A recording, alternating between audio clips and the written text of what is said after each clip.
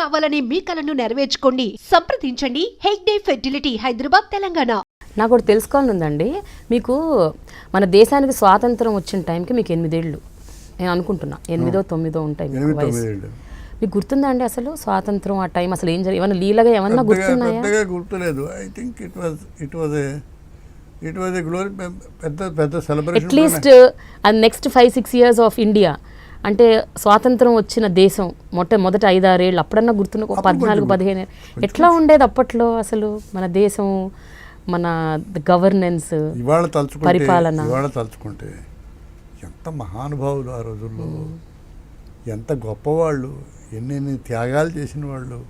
ఆ పేర్లు వింటూ ఉంటేనే ఒళ్ళు పులకరించేది. ఒక పటేలు, ఒక గోవిందవల్లభ్ పంత్, ఒక మాలవీయ, ఒక తిలక్, ఒక నెహ్రూ, ఒక మహాత్మా గాంధీ, ఓ సుభాష్ చంద్రబోస్, ఓ లాల్ బహదూర్ శాస్త్రి, వాయులాల్ గోపాలకృష్ణయ్య, తిన్నింటి Viswanath, where are these people, Bhogaraju Pattabhi Sitaramayya గారు, టంగుటూరు ప్రకాశం పంతులు గారు.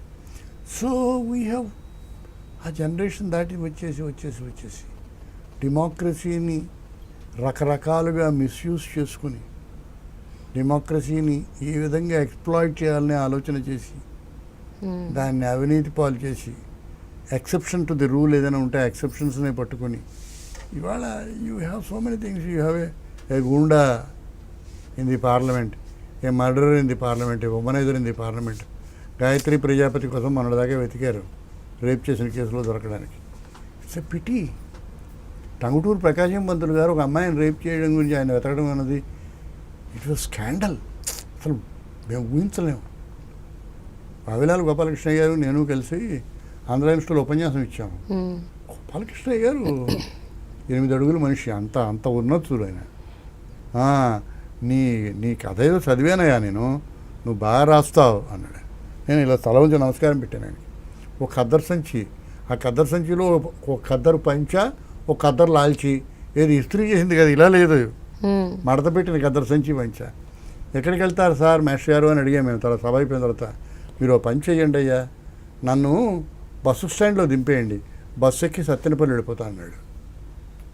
కానీ నేను ఎమ్మెల్యే, ఇవాళ ఎమ్మెల్యే గారు ఎప్పుడైనా బస్సు ఇంటీరియర్ ఎలా ఉంటుందో చూసారా? బస్సు వెనక ఎమ్మెల్యే వెనక అందరూ చెంచాలు నడుస్తుంటారు చూసారా? ఆయనకి ఖద్దరు సంచి పట్టుకుని నడిచే ఎమ్మెల్యేని ఎప్పుడైనా మనకు అనిపించారా? మనకి ఎన్ని కోట్ల రూపాయలు ఎమ్మెల్యే సంపాదిస్తున్నారు ఇవాళ మన పేపర్లో చదువుతున్నాం. I have seen the decay of the political world. It's a decay. Yeah, you have seen that world. ఏమి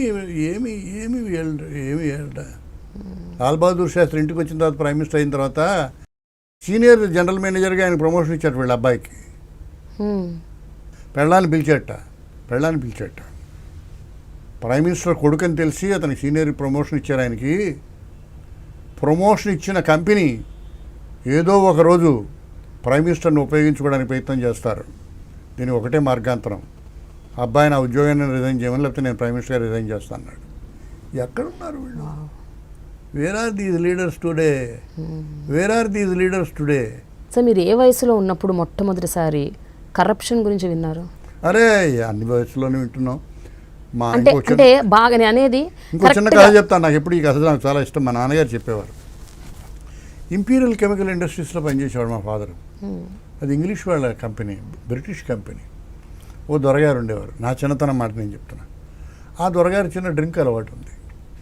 అందువల్ల ఆయన కంపెనీకి హెడ్ కనుక ఈ ఊళ్ళో విశాఖపట్నంలో ఆయన కంపెనీ డబ్బుని డ్రింక్ వాడుకుంటూ ఉండేవాడు. డ్రింక్ అలవాటు ఉన్నవాడు ఏదో లెక్కలు పడతాడు. ఎంత వాడుకున్నాడు? 100-200 వాడుకున్నాడు. 200-100 అంటే ఇవాళ 20,000-50,000 వాడుకున్నాడు. ఇంగ్లాండ్ నుంచి ఇన్స్పెక్షన్కి వస్తున్నారని తెలిసి అతను విశాఖపట్నం బీచ్కి వెళ్ళి తను షూట్ చేసి చచ్చిపోయాడు. మా నాన్నగారు చెప్పేవారు ఈ story. That was corruption to those people. That was the age of people when people వాళ్ళు ఆ కరప్షన్ అంత కంటెంప్ట్తో ఫీల్ అయ్యేవారు. ఈవీఎంస్ అన్ని పాడైపోయాయి, లేకపోతే మేము గెలిచేవాళ్ళం అనే నాయకులు మనకి మిగిలారు. కొన్ని లక్షల మంది తమకు అగైనెస్ట్గా ఓట్ చేశారని సిగ్గుపడుతూ కూర్చుని వెనక్కి తిరిగి ఆలోచించుకోవాల్సింది పోయి, మిషన్లు పాడైపోయాయి, లేకపోతే మా అందరికీ ఓట్లు బాగా వచ్చేవనే నాయకులు వచ్చారు.